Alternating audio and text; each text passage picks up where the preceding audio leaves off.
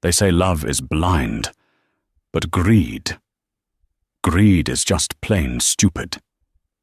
You are about to hear the story of Alexander Sterling, a man who thought he had it all, the millions, the power and the audacity. He didn't just cheat on his wife. He drove his mistress right up the driveway of their marital estate in a brand new Porsche, expecting his wife, Victoria, to quietly pack her bags and leave. He thought he held all the cards. He thought he owned the mansion.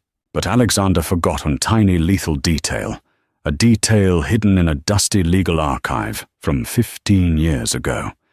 He forgot whose name was actually on the deed. Buckle up, because the revenge you're about to witness is colder than ice and sweeter than victory. The gravel crunched under the tires of the Miami blue Porsche 911 GT3, a sound that usually signaled Alexander was home early from the firm. But from the second-floor balcony of the master suite, Victoria Sterling knew something was wrong. Alexander never came home at 2:00 p.m. on a Tuesday. He was a man of rigid schedules, a creature of corporate habit, who treated time like a commodity he couldn't afford to waste. Victoria tightened the silk belt of her dressing gown. She wasn't dressed for company.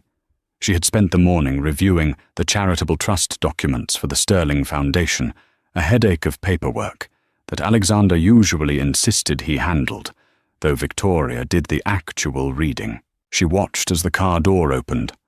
Alexander stepped out, looking every bit the tech mogul he was, custom navy suit, sunglasses that cost more than most people's rent, and that arrogant jawline that had once charmed her, but now just looked sharp enough to cut glass.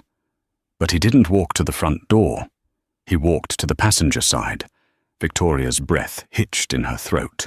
She watched him open the door with a flourish, a smile plastered on his face that she hadn't seen directed at her in 5 years.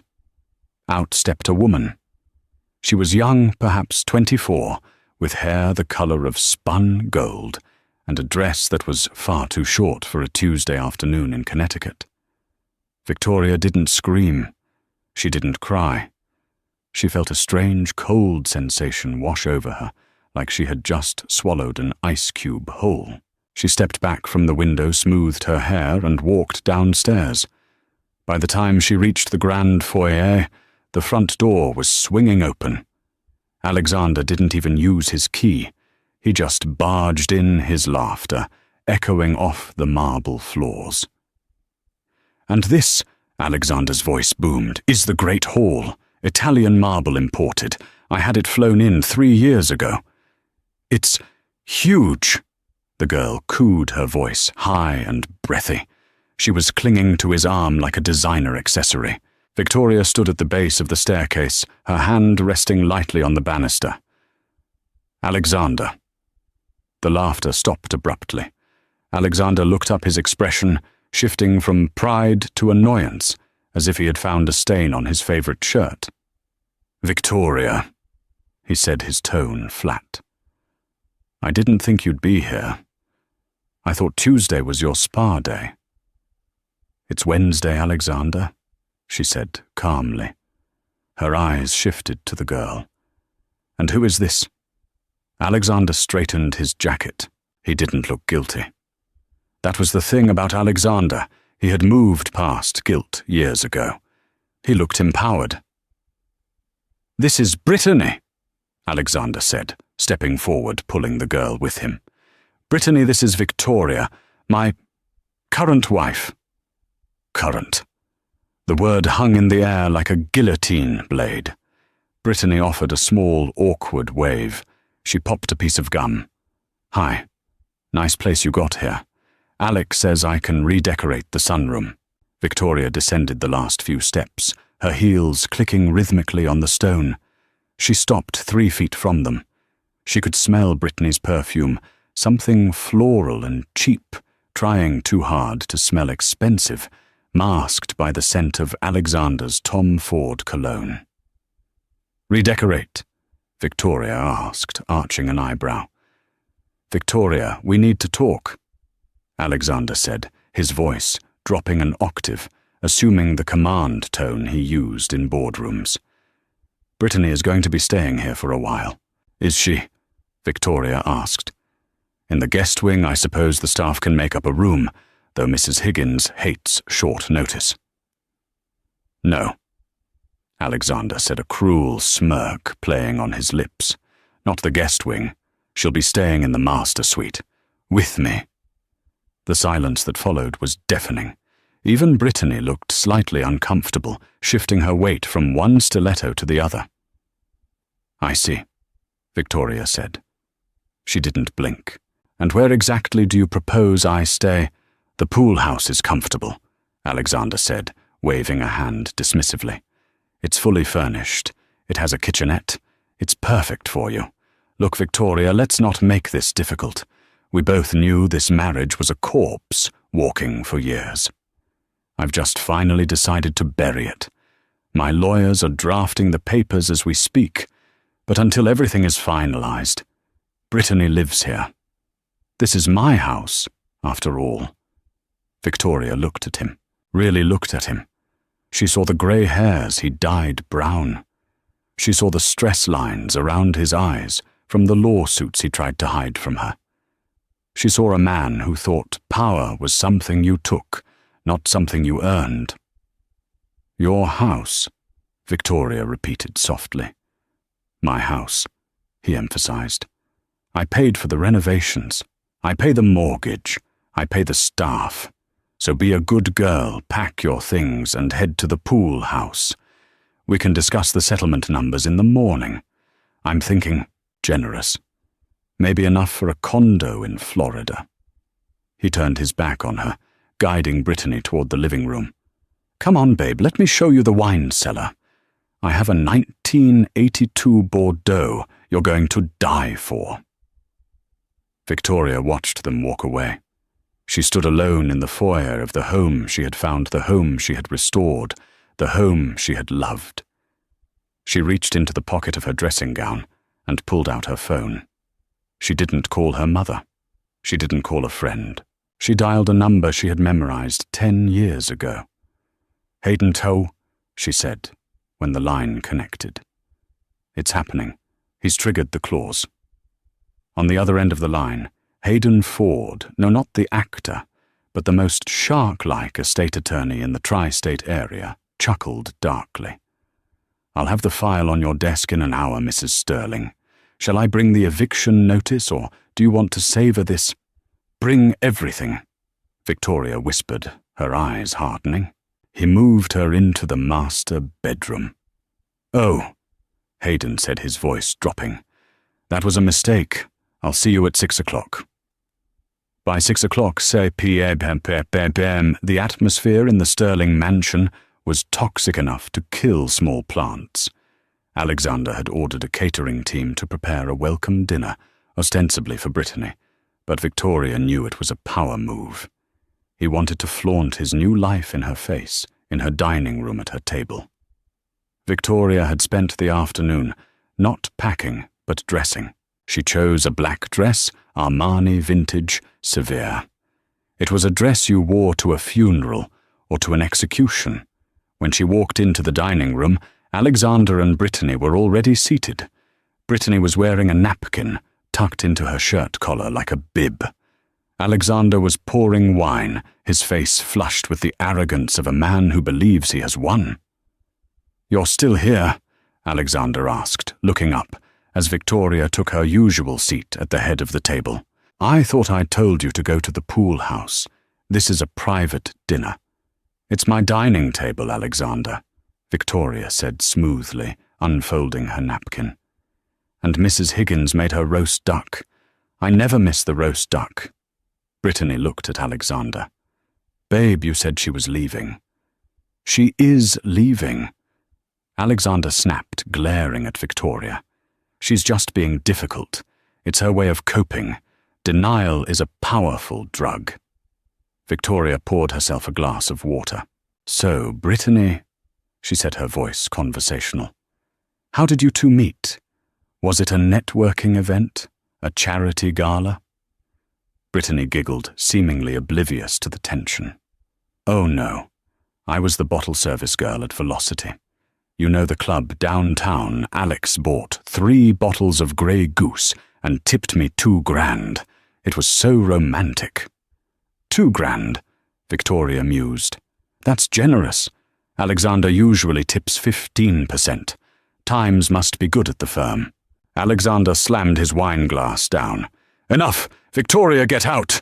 Now! No, she said. Excuse me. I said no. Victoria took a sip of water. I'm not going to the pool house. I'm not leaving the master suite. And I'm certainly not moving to a condo in Florida. Alexander laughed, a harsh, barking sound. You think you have a choice? I spoke to my lawyers. The prenup gives you a payout, sure, but the real estate assets acquired during the marriage, well, it's complicated. But since I'm the primary earner, and the mortgage is paid from my accounts, I keep the house. That's how the world works, honey. He who has the gold makes the rules. Is that so? Victoria asked. I built this life. Alexander shouted, his face turning red. I built this house.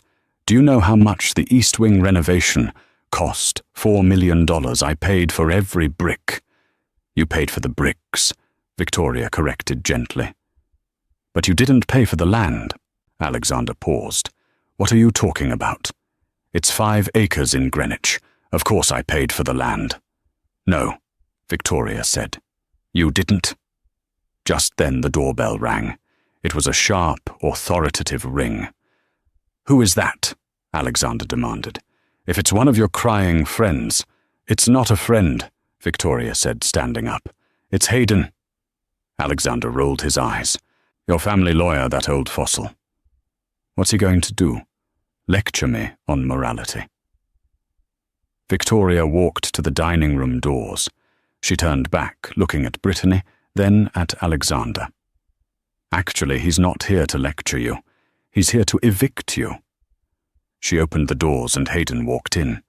He was a man of 60, silver-haired, wearing a suit that cost more than Alexander's car. He carried a thick leather briefcase. He didn't look at Alexander. He looked at the room, nodded approvingly, and set the briefcase on the sideboard. Good evening, Mr. Sterling. Hayden said, his voice like gravel. Ms. Brittany, was it? What the hell is this? Alexander stood up, knocking his chair over. Get out of my house. Hayden opened the briefcase and pulled out a single yellow document encased in a protective plastic sleeve. He slid it across the long mahogany table. It stopped perfectly in front of Alexander. Mr. Sterling, Hayden said, you seem to be laboring under a significant misapprehension regarding the ownership of Blackwood Estate. You see, when you and Victoria married, you were, as I recall, cash poor, but asset rich in potential only. I made millions, Alexander spat. Later, Hayden corrected. You made millions later. But 15 years ago, when you wanted to buy this fixer-upper to impress your investors, you didn't have the credit score to secure the loan for the land. Do you remember who did? Alexander looked down at the document. It was a deed of trust. Victoria's grandmother, Hayden said. Eleanor Blackwood. She bought the land, cash, and she placed it into a generational dynasty trust. So what? Alexander said, sweat starting to form on his brow. I built the house on top of it. The improvements belong to me. Ah, Victoria said, stepping back to the table. Clause 4, Section B. Read it, Alexander. Alexander squinted at the old paper. In the event of any permanent structure being erected upon the trust land, said structure immediately becomes the property of the trust, regardless of the financier of said materials, unless a separate ground lease is signed by the trustee. Alexander looked up, his face, pale. I never signed a ground lease. No, Victoria said, a small, dangerous smile appearing. You were too busy trying to impress your board of directors to read the fine print. You thought because you paid the contractors you owned the walls. But you don't. You don't own the walls, the roof, or the floor you're standing on. You are effectively a squatter. And the trustee, Alexander whispered. Who is the trustee? Hayden pointed a manicured finger at Victoria. The sole trustee and beneficiary is Victoria Sterling. Brittany looked between them, confused. Wait, so, does he have money or not? Victoria looked at the mistress. He has money, dear, but he doesn't have a home. And as of... She checked her Cartier watch. 5 minutes ago, he is trespassing. Alexander grabbed the paper, his hands shaking. This won't hold up in court. I have rights. I've lived here for 15 years. Squatters' rights. Adverse possession. Adverse possession requires the occupation to be hostile. Hayden droned as if reading a textbook. You were living here with Victoria's permission. That permission has just been revoked. Written notice was filed with the county clerk this afternoon. Hayden reached into his briefcase again. He pulled out a red envelope. This is a notice to quit, Hayden said. You have 24 hours to vacate the premises. If you are not gone by 6:00 p.m. tomorrow, the sheriff will be called to remove you. And Alexander, the trust has strict clauses regarding moral turpitude and damage to the property. He looked at Brittany. Bringing a mistress into the master suite that constitutes a violation of the moral sanctity clause of the trust. We can sue you for emotional damages to the estate's beneficiary. And we will win. Alexander looked at Victoria. For the first time in his life, he looked small. Victoria, he stammered, you can't do this. Where am I supposed to go? Victoria picked up the bottle of 1982 Bordeaux Alexander had opened. She poured herself a glass. I hear the Motel 6 on the interstate has vacancies, she said, taking a sip. But check the reviews first. I hear they have bed bugs. Alexander Sterling did not go to the Motel 6. His pride was a fortress that, while currently under siege, had not yet crumbled completely. Instead, he checked himself and Brittany into the presidential suite at the Ritz-Carlton in downtown White Plains. It cost $3,500 a night money he put on a corporate American Express card that he knew was dangerously close to its limit. The morning after the confrontation, the reality of his situation began to set in, bringing with it a nausea that had nothing to do with the previous night's wine. Brittany was still asleep, sprawled across the king-sized bed, scrolling through Instagram with one eye open. "Babe," she mumbled, as Alexander knotted his tie in the mirror. "Room service said they're out of the gluten-free waffles. Can you believe that this place is a dump?" Alexander didn't answer. He was staring at his reflection. He looked tired. The grey roots were showing. He grabbed his briefcase and stormed out without a goodbye. He arrived at the offices of Katz and O'Malley, his personal legal counsel, at 8:00 a.m. sharp. Daniel Katz, a man who had cleaned up Alexander's messes for 2 decades, looked surprisingly unkempt. His desk was covered in files. "You didn't tell me," Daniel said, not bothering with a greeting. He held up a copy of the deed of trust Hayden had served the night before. "I didn't know," Alexander shouted, pacing the small office. "She never mentioned it. For 15 years, she played the dutiful housewife. She let me renovate. She let me landscape. She let me build the damn pool house. How could she own the land? Because her grandmother was Eleanor Blackwood," Daniel said, rubbing his temples. "I did some digging overnight. That trust is ironclad. It's old money, Alex. That's the worst kind. It doesn't scream. It whispers and waits. You have no claim to the property. None. I spent $4 million on renovations." "Donation," Daniel said bluntly.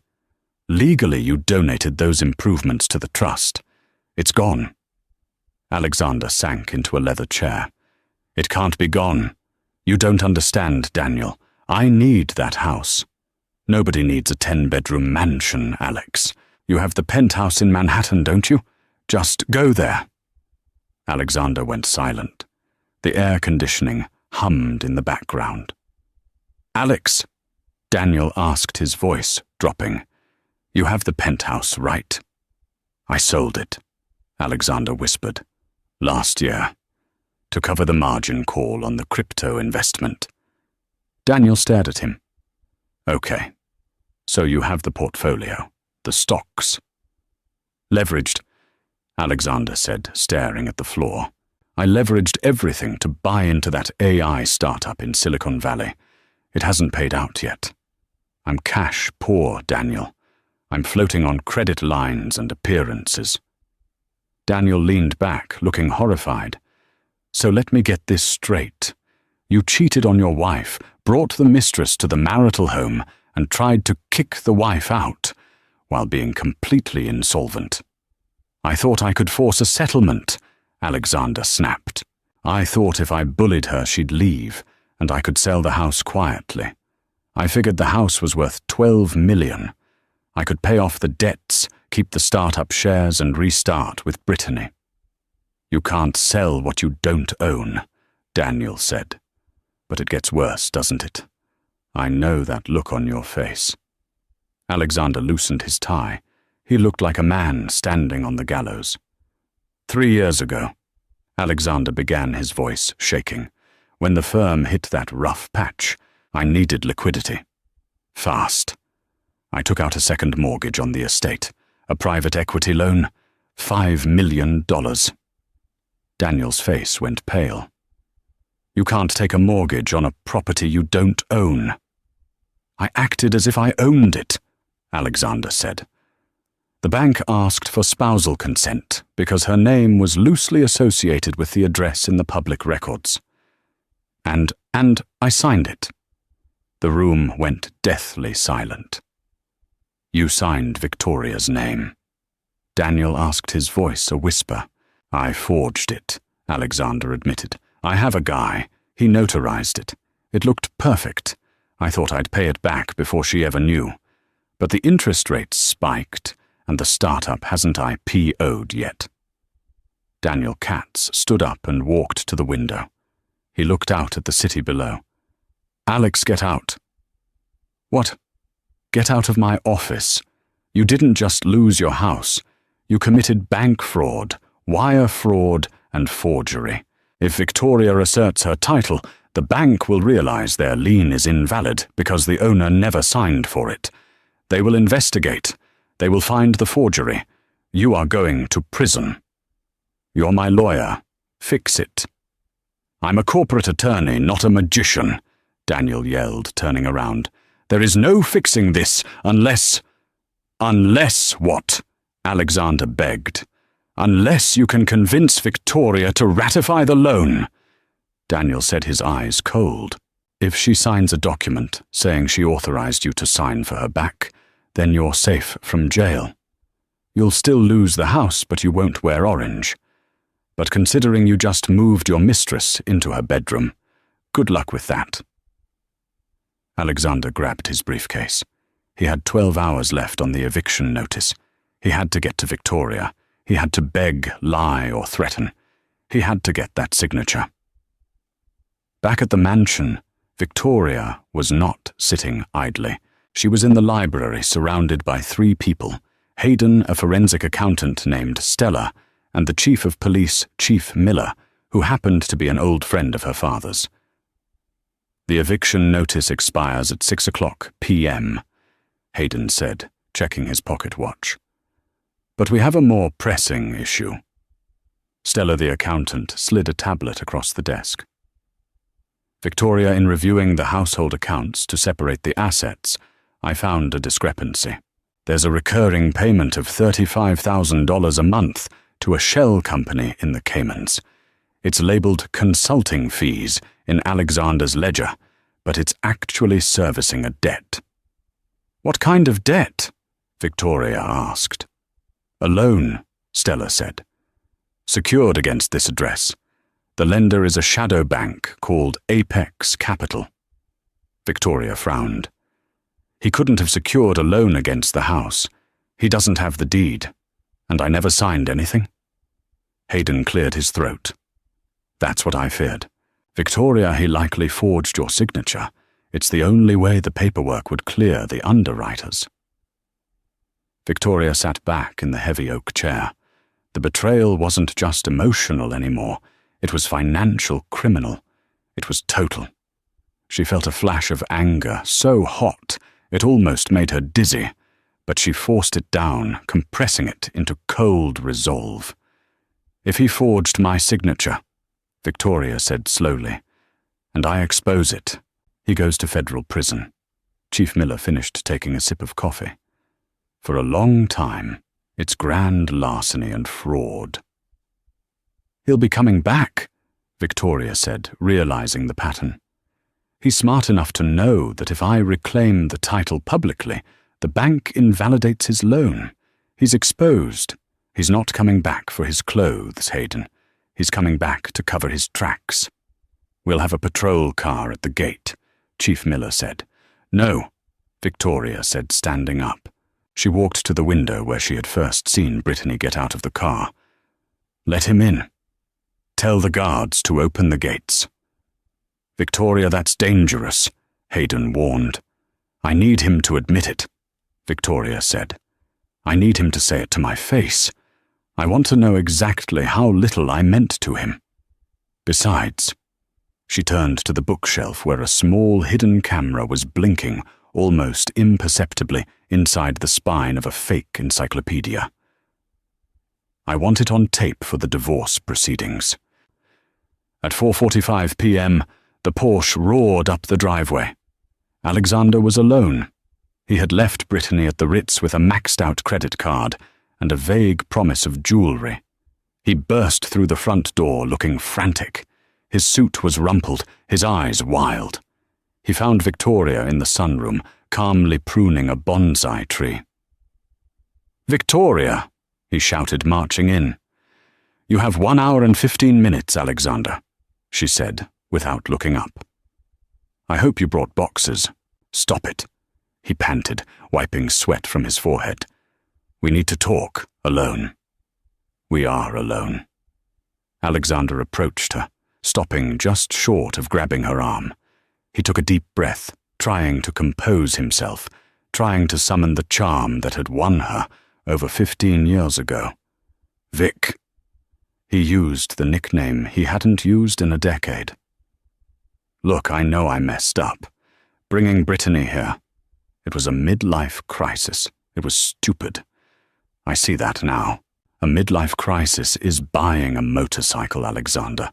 Moving a 20-year-old into my bedroom is an act of war. I know, I'm sorry. I'll send her away. I'll break it off. But we need to handle this house situation. It's going to hurt both of us if we don't fix it." Victoria snipped a branch. "It won't hurt me. I own it. Listen to me." He snapped his facade, cracking. "There are things you don't know. Business things. Complicated things." He reached into his jacket pocket and pulled out a document. It was a single page, densely typed. "I need you to sign this," he said, thrusting it at her. "It's a retroactive authorization. It just says that you were aware of my business dealings regarding the estate's equity. It's a formality to keep the IRS off our backs." Victoria took the paper. She read it. It was exactly what Hayden had predicted, a ratification of unauthorized acts. If she signed this, she was accepting liability for the $5 million loan. She would be on the hook for his debt. She looked up at him. "You want me to sign this?" "Yes," Alexander said, his eyes desperate. "Just sign it, and I'll give you whatever you want in the divorce. I won't contest anything.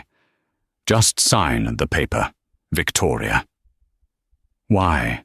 she asked innocently. "What happens if I don't?" "If you don't," Alexander's voice trembled, "the IRS, they'll freeze everything. The assets, the accounts. You'll be penniless too. I'm doing this to protect you."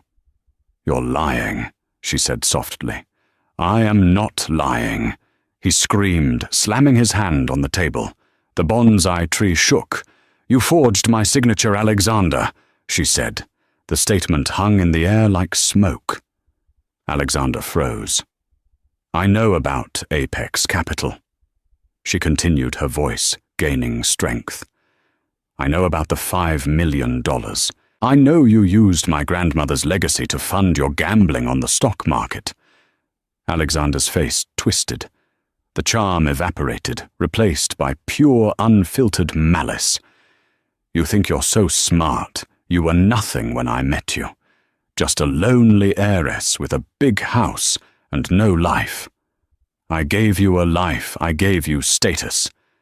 "You gave me a headache," Victoria retorted. "And now you want me to save you from prison. You will sign that paper." Alexander threatened, stepping closer. "Or I will burn this house to the ground. I swear to God, Victoria, if I go down, I am taking this whole estate with me. Is that a threat? It's a promise." He lunged for her, grabbing her wrist, trying to force the pen into her hand. "Sign it. Get your hands off her." The voice boomed from the doorway. Alexander spun around to see Chief Miller standing there, 2 uniformed officers behind him. Hayden stepped out from behind the heavy velvet curtains of the adjacent room. Alexander dropped Victoria's hand. He looked at the police, then at the document on the floor, then at Victoria. "You set me up," he whispered. "You set yourself up, Alexander," Victoria said, rubbing her wrist. 15 years ago, when you decided you were smarter than everyone else." Chief Miller stepped forward, handcuffs clinking at his belt. "Alexander Sterling, you are under arrest for fraud, forgery, and domestic assault. Turn around and place your hands behind your back." Alexander backed away, bumping into the glass table. "No. No, you can't. I'm Alexander Sterling. Do you know who I am?" "Yeah," Chief Miller said, snapping the cuffs on. "You're the guy who trespasses on the Blackwood estate." As they dragged him out, Alexander screamed back at her. "Brittany won't leave. She knows things you haven't won yet. Victoria, you haven't won." Victoria watched the police car lights flash red and blue against the manicured hedges. The house was quiet again. Hayden walked up beside her. "Well, that was dramatic. He mentioned Brittany." Victoria said, her brow furrowing. "He said she knows things, and that she won't leave. She's at the Ritz, isn't she?" "For now," Victoria said.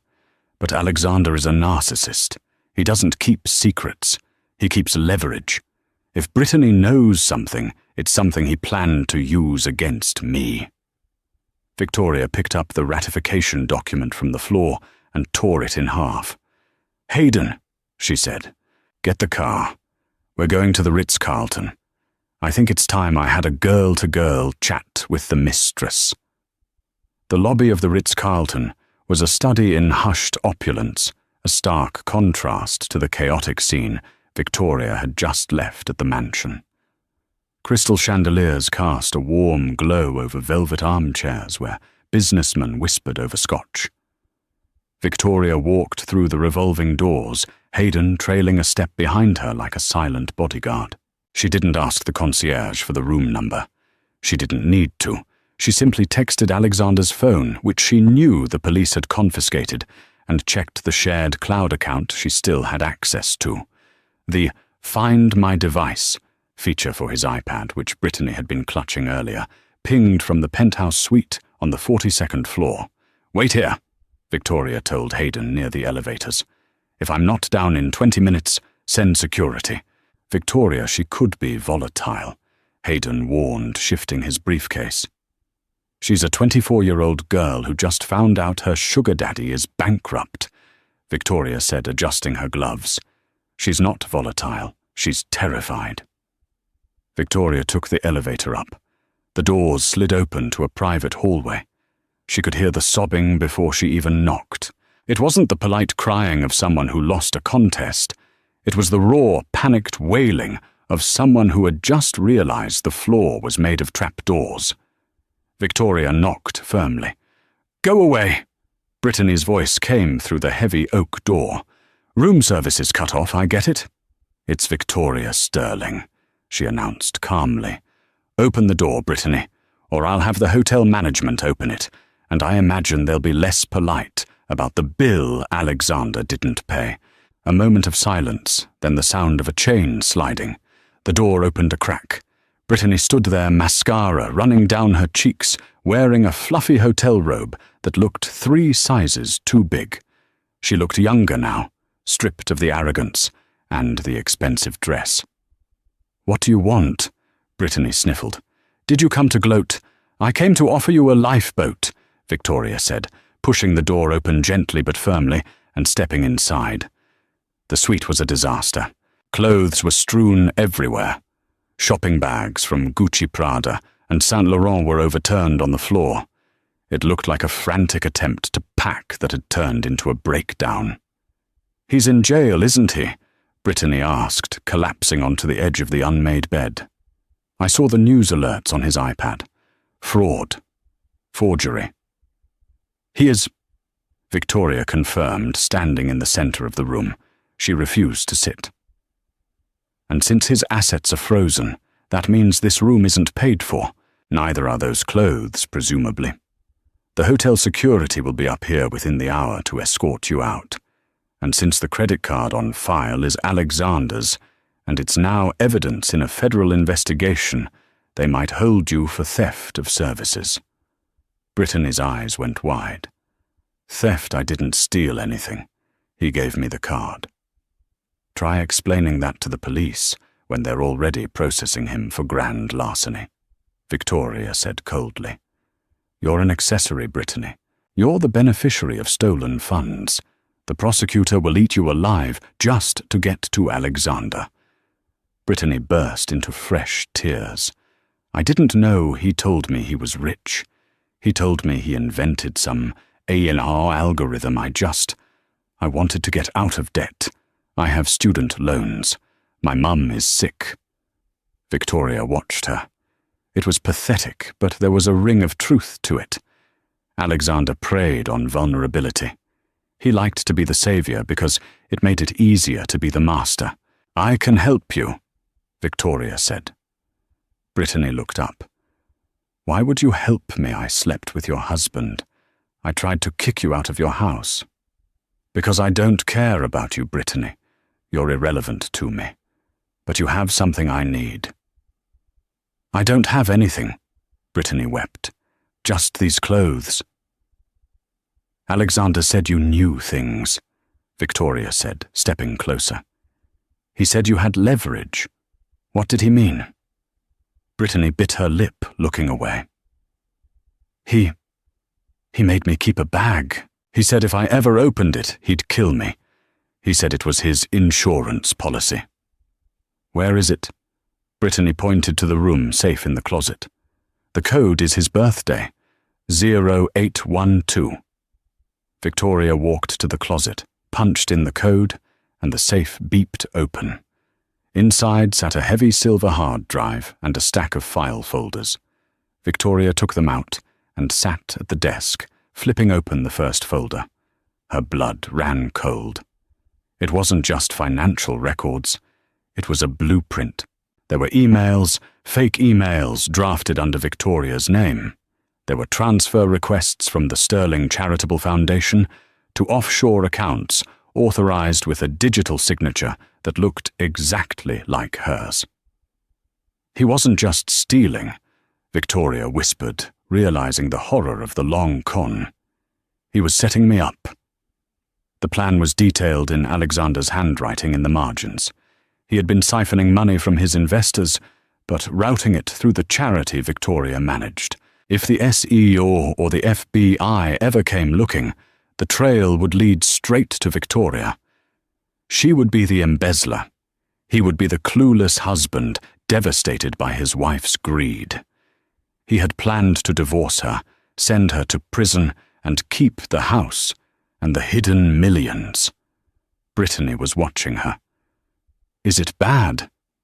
"It's catastrophic," Victoria said, closing the folder. She looked at the girl. "If the police find this, they might think I wrote these. Alexander could flip the script and say I'm the mastermind." "He told me," Brittany hesitated. "He told me that if anything happened to him, I was supposed to mail that drive to the district attorney. He said it would clear his name." Victoria felt a chill. Alexander had weaponized his mistress. If he got arrested, Brittany was the trigger to frame Victoria. "Brittany," Victoria said, her voice steady. "You are at a crossroads. You can do what he said and become the accomplice to a man who will throw you under the bus the moment it serves him. Or you can give this to me." "What do I get?" Brittany asked, a spark of survival instinct returning. Victoria pulled a checkbook from her purse. "I will write you a personal check for $50,000. It's enough to pay your student loans, help your mother, and get you a plane ticket to anywhere that isn't here. But you leave tonight, and you never mention the name Sterling again." Brittany looked at the checkbook, then at the hard drive. She stood up, grabbed her purse, and walked to the door. "Take it," she said. "He's a monster. He made me practice your signature, you know, for fun. I didn't know what it was for." Victoria froze. "You forged the documents." "I didn't know," Brittany cried. "He just said, 'Write Victoria Sterling,' over and over. He said it was a game." Victoria signed the check and ripped it out. She handed it to Brittany. "Go," Victoria said. "Before I change my mind." Brittany grabbed the check and ran. Victoria stood alone in the hotel room, holding the evidence of her own framing. She had the hard drive, but the danger wasn't over. Alexander was in jail, but the seeds he had planted were already in the system. She needed to kill the weeds before they choked her. The Westchester County Correctional Facility was a far cry from the country club, but Alexander Sterling was adapting. He was a narcissist, and narcissists thrive on manipulation, regardless of the venue. He sat in the visitation booth, separated by thick glass from his new attorney. Daniel Katz had fired him as a client the moment the handcuffs went on, citing a conflict of interest, and frankly, a desire to not be disbarred. In his place sat Magnus Thorne. Thorne was known in legal circles as the Hydra. He was expensive, unethical, and incredibly effective at dirty litigation. He wore a suit that was too shiny and a smile that didn't reach his eyes. "So," Thorne said, leaning into the microphone, "the wife has the house, the cops have the forgery evidence, and your assets are frozen. It's a bleak Tuesday, Alex." "It's temporary," Alexander said, his voice calm. He looked surprisingly put together in his orange jumpsuit. "Victoria thinks she's won because she found the deed. She thinks small. She thinks about houses. I think about narratives. The narrative right now is that you're a fraudster who stole from his wife," Thorne noted. "Change it," Alexander commanded. "Launch the countersuit." Thorne raised an eyebrow. "Countersuit on what grounds? She has the trust documents." "Not about the house," Alexander hissed. "About the foundation, the Sterling Foundation." Thorne paused. "Go on." "Victoria is the sole trustee of the foundation," Alexander said, a wicked smile spreading across his face. "She signs the checks. She approves the grants. For the last 3 years, $5 million has gone missing from that foundation. It went to offshore accounts in the Caymans." "Accounts you control," Thorne pointed out. "Accounts that are anonymous," Alexander corrected. "But the transfer authorizations, they have Victoria's digital signature, the IP address for the transfers, the home Wi-Fi. The laptop used her MacBook." Thorne whistled low. "You used her laptop." "While she was sleeping," Alexander bragged. I installed a remote access Trojan. I did the transfers from my phone, but it looked like it came from her machine. If we tip off the FB, they won't look at me for the bank fraud. They'll look at her for charity embezzlement. And here's the kicker, I'll cut a deal. I'll testify against her. I'll say she forced me to take out the loans to cover her theft. You want to frame the victim, Thorne said, looking impressed. That's dark, Alex, even for me. It's survival, Alexander said. If she goes down, the trust assets are seized by the government to pay back the victims. The house gets auctioned. If I can't have it, nobody can. Plus, if I turn state's evidence, I get probation. She gets 10 years. And the mistress? Thorne asked.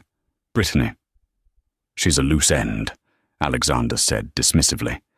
She has a hard drive. I told her to send it to the DA if I got arrested. It contains the proof of Victoria's guilt. Fake emails, the works. If Brittany does her job, Victoria will be in handcuffs by dinner time. Alexander leaned back, folding his arms. Make the call, Thorne. Leak it to the press first.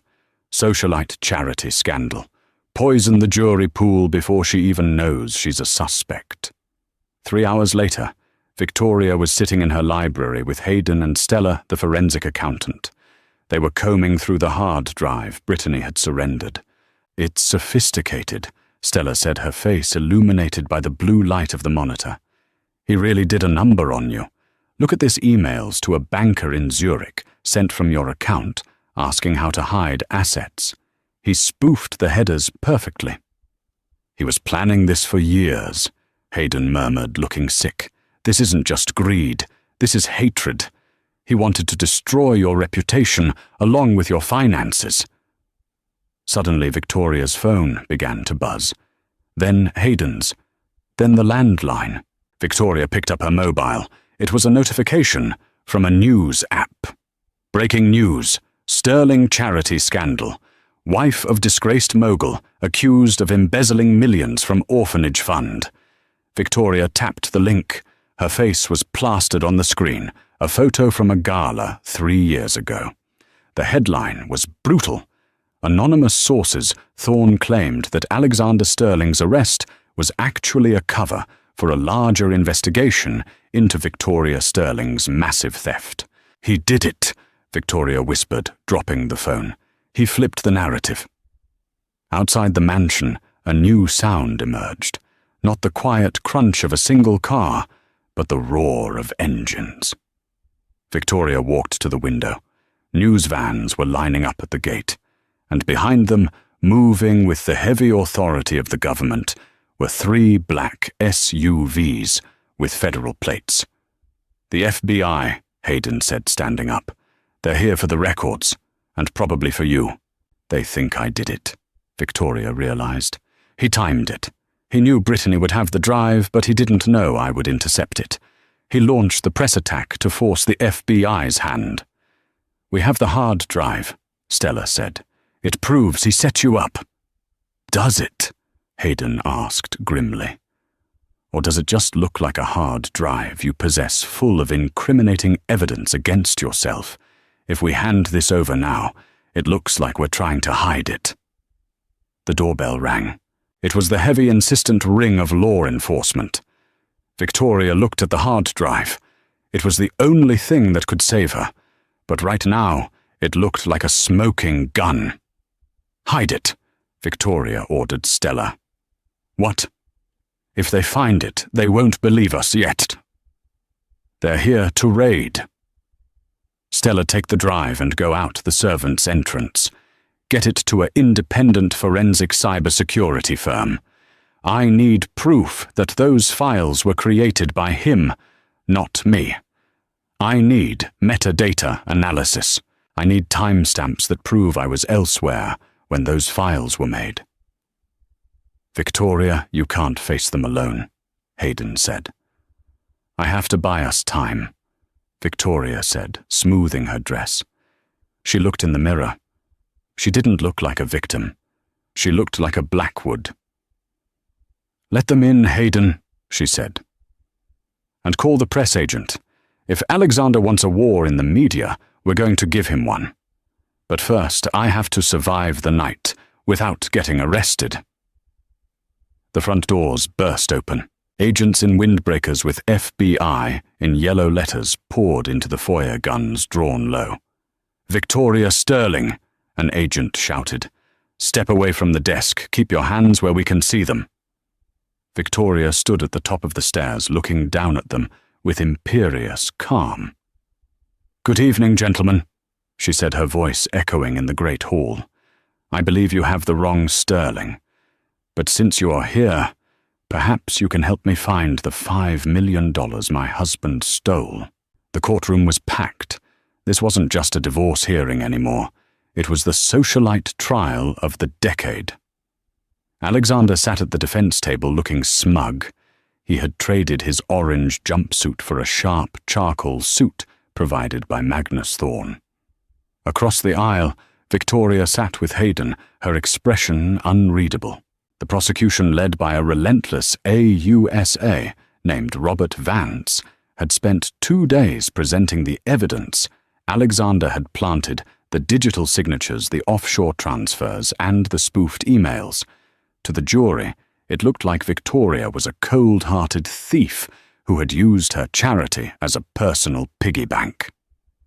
"The government calls Alexander Sterling to the stand," Vance announced. Alexander took the stand with the grace of a seasoned performer. He played the betrayed husband to perfection. "I wanted to believe in her." Alexander told the jury, his voice cracking artistically. "When I saw the irregularities, I tried to cover for her. I took out those loans on the house just to put the money back into the charity so the orphans wouldn't suffer. I broke the law, but I did it for love." A few jurors actually wiped away tears. Magnus Thorne smirked at Hayden. It was a masterclass in gaslighting. "Your witness," Vance said. Hayden stood up, but he didn't go to the lectern. He stayed at his seat. "The defense calls a rebuttal witness before we cross-examine Mr. Sterling. We call David Wu." Alexander's smirk vanished. David Wu was the lead forensic analyst at the cybersecurity firm where Stella had taken the hard drive.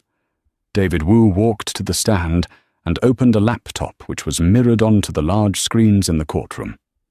"Mr. Wu," Hayden began, "the government claims these emails were sent by Victoria Sterling from her MacBook at 11 p.m. on the night of October 14th. Is that correct?" "That is what the headers say, yes," Wu replied. "But headers can be forged. I looked deeper into the keystroke dynamics and the system kernel logs." "And what did you find?" "I found a shadow script." Wu explained, pointing to a string of green code on the screen. "It's a sophisticated piece of malware. It was programmed to execute these transfers and send these emails automatically. But more importantly, I found the source." Wu tapped a key. A map appeared. The script wasn't triggered by Victoria Sterling. It was triggered by a remote command sent from a mobile device. I traced the IMEI number of that device. "And who does that device belong to?" Hayden asked. "It's a secondary burner phone, registered to a shell company," Wu said. "But we tracked the GPS pings for that phone on the night of October 14th. The map zoomed in. It showed a pulsing red dot. While Victoria Sterling was at a public gala, where she was photographed by dozens of people, this phone was 3 miles away, Wu said. It was at a high-end mistress's apartment, and the person using the phone was logged into the apartment's Wi-Fi under the name A. Sterling. A gasp rippled through the gallery. Alexander's face turned the color of ash. "But that's not all," Hayden said, his voice rising. "Mr. Wu, did you find anything else on the hard drive retrieved from the Ritz-Carlton?" "I found the drafts folder for the fake emails," Wu said. "And I found a video file. It seems the user of the computer accidentally triggered the webcam while they were setting up the malware." "Play it," Hayden commanded. The screen flickered. It was a grainy, low-light video. It showed the interior of the library at the mansion. Alexander Sterling was hunched over a laptop, Victoria's laptop. He was whispering to someone off-camera. Almost done. Alexander's voice came through the speakers, clear and chilling. Once these logs are set, she's toast. She'll be too busy fighting the FBI to notice I've emptied the trust. By the time she gets out of prison, Brittany and I will be in a country with no extradition. Now pass me that wine. The courtroom erupted. The judge hammered his gavel, but the damage was done. Alexander jumped up, screaming at Magnus Thorne, but the FBI agents at the back of the room were already moving forward. Victoria didn't look at him. She didn't need to. She watched as the man who tried to steal her life was tackled and handcuffed, this time for good. 2 weeks later, the mansion was quiet. The news vans were gone. The for sale sign that Alexander had illegally posted had been burned in the fireplace. Victoria stood in the grand foyer, holding a glass of champagne. Hayden stood beside her. "The trust is restored," Hayden said. "Alexander is looking at 25 years. Brittany took the 50,000 and moved to Seattle. She's cooperating with the feds to avoid charges. And the bank, they've issued a formal apology for the administrative error regarding the deed." "And the house?" Victoria asked. "It's yours, entirely, legally, forever." Victoria looked at the marble floors, the high ceilings, and the history etched into every corner. Then she looked at the front door, the door Alexander had used to bring his mistress into her home. "Hayden," she said, "call the contractors." "You want to renovate?" "No." Victoria said, a small smile playing on her lips. "I want to sell. I'm going to turn this place into a luxury boutique hotel. And the pool house. That's going to be a shelter for women who need a fresh start. I think my grandmother would like that much better than a Sterling living here." She turned and walked up the stairs, her heels clicking on the stone. She wasn't just a wife or a victim anymore. She was Victoria Blackwood. And the house, like her life, finally belonged to her. And that, my friends, is why you should never mistake a person's silence for weakness. Alexander Sterling thought he was the smartest man in the room, but he ended up in a room with 4 grey walls and a very long sentence. Victoria didn't just win back her house, she won back her name and her future. It just goes to show greed might get you the keys to the Porsche, but the truth will always keep the keys to the kingdom. If you enjoyed this story of high-stakes revenge and justice, make sure to hit that like button and subscribe to the channel for more real-life dramas. Don't forget to click the bell icon so you never miss an upload. Tell me in the comments, what would you have done if you found your name on the deed? Until next time, stay sharp.